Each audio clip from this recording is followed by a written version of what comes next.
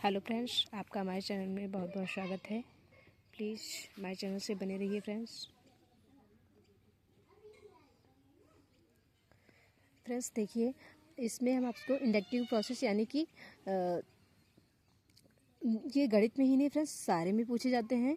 यानी कि आगमन विधि, निगमन विधि पेडागोजी के सब्जेक्ट होते हैं जो सीडीपी में पेडागोजी में पूछे जाते हैं। और बाकी जितने सारे पेडागोजी वाले हर सब्जेक्ट के पीछे 15 नंबर का क्वेश्चन रहता है सीटेट में फ्रेंड्स, उसमें पूछे जाते हैं। तो प्लीज़ लास्ट तक बने रहिए फ्रेंड्स, आपको बहुत अच्छे समझ में आएगा। आगमन और निगमन विधि और भी कई सारी विधियों के बारे में बताएंगे, तो आप सारी विधियों के बारे में आज जान जाएंगे जो भी जितने सारे पूछते जाते हैं। तो फ्रेंड्स प्लीज़ लास्ट तक बने रहिए। तो देखिए फ्रेंड्स, उदाहरण से नियम की ओर, यानी कि जब भी कोई उदाहरण देकर किसी भी बच्चे को कोई बहुत सारे उदाहरण देकर जैसे कोई a+b का होल स्क्वायर है, वो एक नियम है फ्रेंड्स, क्योंकि वो एक फार्मूला है, एक नियम है। उस हिसाब से क्वेश्चन को सॉल्व करना है। तो पहले बहुत सारे तरीकों को अपनाकर फिर उस a+b का होल यानी उस सूत्र को बताएं।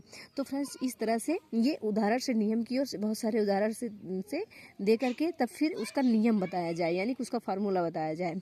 तो ये होता है, ये कौन सी विधि होती है? आगमन विधि होती है। आगमन विधि में ऐसा होता है, मूर्त से अमूर्ति और फ्रेंड्स पहले बड़े चीज़ों को दिखा करके जिसको टच फील किया जा सके, तो वो होता है मूर्त चीज़। जिस फ्रेंड्स प्रत्यक्ष देखा जाए जिसको, तो वो उसको दिखा करके अमूर्त चीज़ों की कल्पना करवाना, यानी अमूर्त चीज़ों के बारे में जानकारी देना। तो ये आगमन विधि में होता है। स्थूल से सूक्ष्म की ओर, यानी कि बड़े से, यानी स्थूल मतलब बड़ा होता है, सूक्ष्म मतलब अत्यंत छोटा, अत्यंत बड़ा। तो स्थूल यानी बड़े चीज़ों को दिखाकर छोटी चीज़ों की कल्पना करवाना, यहाँ वहाँ तक की जानकारी देना। और प्रत्यक्ष से प्रमाण की ओर फ्रेंड्स, प्रत्यक्ष यानी कि एकदम सामने से प्रत्यक्ष रूप से दिखा करके उसके प्रमाण के बारे में जानकारी देना और उसके बारे में सलाह देना। तो ये ज्ञात से अज्ञात की ओर फ्रेंड्स, ज्ञात चीज़ों को दिखा करके जो नहीं जानते हैं उसके बारे में जानकारी देना, ये क्या कहलाता है? आगमन विधि कहलाता है। विशेष को असामान्य की ओर, यानी कि जो विशेष है, यानी कि जो बहुत ही इम्पॉर्टेंट है, उसके बारे में जानकारी दे करके फिर सामान्य की ओर जानकारी देना। यानी कि पहले विशेष जानकारी ले लेंगे तो सामान्य जानकारी खुद से ही हो जाती है फ्रेंड्स। तो ये होता है, ये सिद्धांत है आगमन विधि के सिद्धांत। तो अगर ऐसा पूछिए आगमन विधि के सिद्धांत कौन कौन से होते हैं, तो इसमें से कोई भी आ जाए फ्रेंड्स, तो आप जान लेना कि ये आगमन विधि के सिद्धांत हैं। तो फिर अब हम जानेंगे आगमन विधि के गुण क्या होते हैं फ्रेंड्स। देखिए आगमन विधि के गुण क्या हैं। आगमन विधि के फ्रेंड्स गुण ये है, इस विधि में क्या क्या गुण होते हैं। यह विधि तार्किक होती है फ्रेंड्स। जैसे तार्किक मतलब होता है फ्रेंड्स, जो तर्क किया जाए, जिसमें क्वेश्चन पुटअप किया जाए, यानी कि पूछताछ की भावना ज़्यादा हो, तो ये होता है तार्किक विधि। खोज प्रवृत्ति विधि का विकास, ये फ्रेंड्स जिसमें क्रिएटिविटी होती है, बच्चे खोज विनोद यानी कि खोज करके बच्चे ज़्यादा सीखने की कोशिश करते हैं, वो क्या है? खोज कर्ता विधि। ये आगमन विधि में आता है। यानी कि आगमन विधि के ये सब गुण हैं। अगर गुण पूछ लिया फ्रेंड्स, सिद्धांत पूछ लिया, सिद्धांत आपको बता दिए, और ये है गुण फ्रेंड्स आगमन विधि के। तो यह विधि तार्किक होती है। आगमन विधि जो है, जो भी आगमन विधि की तरफ से सोचता है, आगमन विधि की तरह सोचता है, वो व्यक्ति तार्किक होता है, क्योंकि वो कई सारे उसके पास मल्टीपल दिमाग रहते हैं, यानी कि दिमाग कई तरह से दिमाग लगाता है। तो फ्रेंड्स जिसका कई तरह से दिमाग चलता है, तो उसमें तार्किक बुद्धि तो ज़रूर होगी फ्रेंड्स। इसलिए उसमें मैथ सॉल्व करने का बुद्धि भी अलग तरीके से होगी, बहुत अच्छे से होगी। और खोजी प्रवृत्ति, यानी कि उसको किसी चीज़ की खोज प्रवृत्ति भी बहुत ही ज़्यादा होगी उसमें। इसमें शिक्षक और छात्र दोनों क्रियाशील होंगे। यस फ्रेंड्स, जब कई तरह से उदाहरण दे देकर बच्चों को समझाएंगे, क्योंकि आगमन विधि उदाहरण से नियम की ओर चलता है, तो इसलिए बच्चे जब कई तरह से आगमन विधि की तरफ चलते हैं, तो उदाहरण पहले देंगे, पहले कई तरह से उदाहरण दे देंगे, बच्चे उसमें इंटरेस्ट हो जाएंगे, फिर उसका नियम बता देंगे। तो फ्रेंड्स इस तरह से पढ़ाना, बच्चे क्रियाशील रहेंगे, टीचर भी इंजॉय से पढ़ाएगा, बच्चे भी इंजॉय से पढ़ेंगे। तो फ्रेंड्स उसमें दोनों क्रियाशील रहेंगे, दोनों सक्रिय रूप से पढ़ेंगे, कोई निष्क्रिय नहीं रहेगा। तो फ्रेंड्स आशा करते हैं आपको हमारी बातें समझ में आ रही है। प्लीज़ आप हमारे चैनल पे बने रहिएगा। और देखिए फ्रेंड्स अगला है सक्रिय अधिगम, यानी कि वो सक्रिय यानी कि सब लोग एकदम एकाग्र होकर पढ़ेंगे, अधिगम करेंगे, सीखेंगे, और जो भी सीखेंगे दोनों बढ़िया से सीखेंगे, चिंतन करेंगे फ्रेंड्स, उसमें चिंतन की क्षमता ज़्यादा बढ़ेगी और जो ज्ञान होगा अस्थाई रूप में होगा फ्रेंड्स। वो जैसे अस्थाई नहीं रहेगा, जैसे थोड़ी सी यहाँ से इस कान से निकला उस कान से निकल गया, ऐसा नहीं होगा। ऐसे दिमाग में गया उधर से निकल गया, ऐसा ऐसा ज्ञान नहीं मिलेगा। जो मिलेगा, क्योंकि इंजॉय से जब इंटरेस्ट से पढ़ेंगे लोग तो आंतरिक भावना के तरफ सोचते हैं, तो उसमें बच्चे को याद हो जाता है फ्रेंड्स, उसको याद करने की ज़रूरत ही नहीं होती है।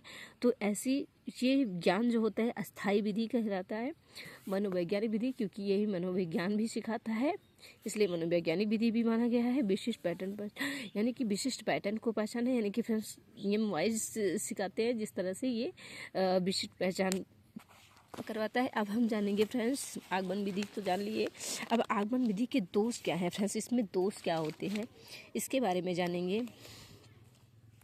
देखिए फ्रेंड्स, आगमन विधि के दोष क्या है, आगमन विधि के दोष क्या है। समय, इसमें समय अधिक लगता है, क्योंकि फ्रेंड्स अगर आप बहुत सारे एग्जाम्पल देंगे, बहुत सारे उदाहरण देंगे, तो उसको बताने में, समझाने में बच्चे को टाइम लगेगा और क्लास थोड़ा लेट तक चलेगी तब, और लेट टॉपिक ख़त्म होंगे। तो इस तरह से इसको समय लगता है, इसको पढ़ाने में समय लगता है। आशा करते हैं हमारी बातें आपको समझ में आ रही होंगी फ्रेंड्स, प्लीज़ कमेंट में ज़रूर बताना।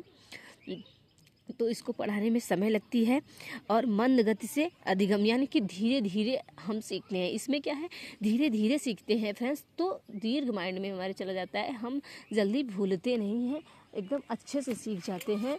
इसलिए ये होता है, धीरे धीरे सीखते हैं इसमें। और क्या, कम पुस्तकें, इसमें पुस्तकों की कम ज़रूरत होती है, क्योंकि एनसीएफ 2005 का भी कहना है कि मोटी किताबों को वो असफल माना गया है उसको, तो इसलिए इसमें कम पुस्तकें भी पढ़ना रहता है, क्योंकि बातों से इतने अच्छे से समझ में आ जाता है। जब टीचर समझाता है, कोई भी समझा देता है, तो उसको इतना अच्छे से मतलब समझ में आ जाता है, तो कि बुक पढ़ने की ज़रूरत ही नहीं होती है। तो फ्रेंड्स, उच्च प्राथमिक और प्राथमिक विद्यालयों के लिए उपयोगी है, यानी फ्रेंड्स प्राथमिक विद्यालय और जैसे 1 to 5 और 6 to 8 वाले के लिए, बच्चे के लिए ये जो इस विधि के द्वारा पढ़ना बहुत ही अच्छा होता है फ्रेंड्स। अगर आगमन विधि के द्वारा पढ़ाना है तो आप छोटे बच्चों को और थोड़ा जूनियर बच्चे को, उनको आगमन विधि के द्वारा पढ़ा रहे हैं तो बहुत अच्छी बात है।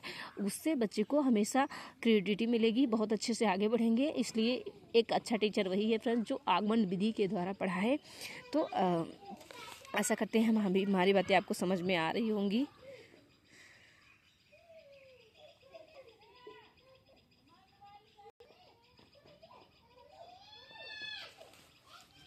तो फ्रेंड्स देखिए, अगला है निगमन विधि। निगमन विधि क्या है फ्रेंड्स, देखिए निगमन विधि में क्या होता है। निगमन विधि के साथ निगमन में से नियम से उदाहरण, यानी कि यही का जस्ट उल्टा होता है, आगमन विधि का जस्ट उल्टा। नियम से उदाहरण की ओर, इसमें मूर्त से अमूर्त की ओर। इसमें पहले नियम बता दिया जाता है, फिर उसके बाद बच्चे झूल जाते हैं, मतलब पहले नियम जान जाएंगे इसमें तो यही होता है, ऐसे कर देंगे ऐसे हो जाएगा, तो बच्चे थोड़ा निष्क्रिय हो जाते हैं, तो उनको पहले ही पता चल जाता है इसका चीज़। तो पहले उदाहरण देते तो बच्चे उत्सुक हो जाते हैं, उसके लिए जिज्ञासा उत्पन्न होती है, तो ज़्यादा सीखने की कोशिश करते हैं। तो अमूर्त से पहले अमूर्त चीज़ों के बारे में बता देंगे, फिर मूर्त चीज़ें तो वैसे भी सोच लेंगे, वो सूक्ष्म से स्थूल की ओर, प्रमाण से प्रत्यक्ष की ओर, अज्ञात से ज्ञात की ओर, सामान्य से विशेष की ओर। फ्रेंड जस्ट आगमन विधि का जस्ट उल्टा है, सेम वही पैटर्न अपनाएंगे, उसका उल्टा है तो ये निगमन विधि है, अगर जैसा है तो आगमन विधि है। तो आशा करते हैं आपको समझ में आएंगी। इसका गुण देख लीजिए फ्रेंड्स निगमन विधि का, कम इसमें कम समय लगे, क्योंकि फ्रेंड्स नियम बता देंगे बस, उसके बारे में सारे बच्चे जान जाते हैं, तो ये कम समय में लगता है। अधिक किताबें उपलब्ध, इसमें बहुत सारी किताबें पढ़नी होती है फ्रेंड्स, इसमें कई सारी किताबें पढ़ के तब इसके नॉलेज मिलती है, और बहुत देर नहीं लगता है, इसमें बहुत देर तक किताबें पढ़ने की ज़रूरत होती है, उसमें कम समय लगता है, किताबें की ज़रूरत नहीं होती है फ्रेंड्स। इसमें ज़्यादा प्रचलित होती है, ये सबसे ज़्यादा प्रचलित होता है, क्योंकि फ्रेंड्स सब लोग चाहते हैं जल्दी से पढ़ाई ख़त्म कर दें। तो फ्रेंड्स अब इसके दोष क्या होते हैं, जैसे आगमन विधि के दोष पढ़े थे, वैसे निगमन विधि के दोष क्या है फ्रेंड्स। ये तार्किकता का अभाव, इसमें तार्किक बिल्कुल नहीं रहता है, क्योंकि फ्रेंड्स जल्दी से जब क्वेश्चन आंसर मिल जाए, इसमें सोचने की क्षमता ही नहीं बची बच्चे में, सोचना उन्हें पढ़ा ही नहीं है। चिंतन का अभाव फ्रेंड्स, इसमें सोचने ही यानी सोच भी नहीं रहे हैं, ना तो तर्क कर रहे हैं, कोई मतलब मन में सोच ही नहीं रहे हैं तो तर्क क्या करेंगे। और फिर खोजी प्रवृत्ति फ्रेंड्स, जब सोचेंगे खोजेंगे नहीं तो खोजेंगे क्या, तो खोजी प्रवृत्ति भी नहीं होती। और ज्ञान अस्थाई भी नहीं होता फ्रेंड्स, इसमें अस्थाई रहता है। इसमें टीचर ज़्यादा सक्रिय होगा फ्रेंड्स, इसमें ज़्यादा टीचर सक्रिय होगा क्योंकि टीचर बताने की कोशिश करेगा, वो सक्रिय रहता है और बच्चे निष्क्रिय रहते हैं फ्रेंड्स। सक्रिय अध्ययन की कमी, इसमें सक्रिय अध्ययन की बहुत सी कमी रहती है फ्रेंड्स। और उसमें ये मनोविज्ञान यानी कि मनोविज्ञान का मानना नहीं है फ्रेंड्स, इस तरह से मनोविज्ञान नहीं पढ़ाना चाहता, इस तरह से वो अमान्य माना है, बच्चे को इस तरह से नहीं पढ़ाना चाहिए। आशा करते हैं हमारी वीडियो आपको बहुत अच्छी लगी। Please friend like share subscribe जरूर करना। Bye bye.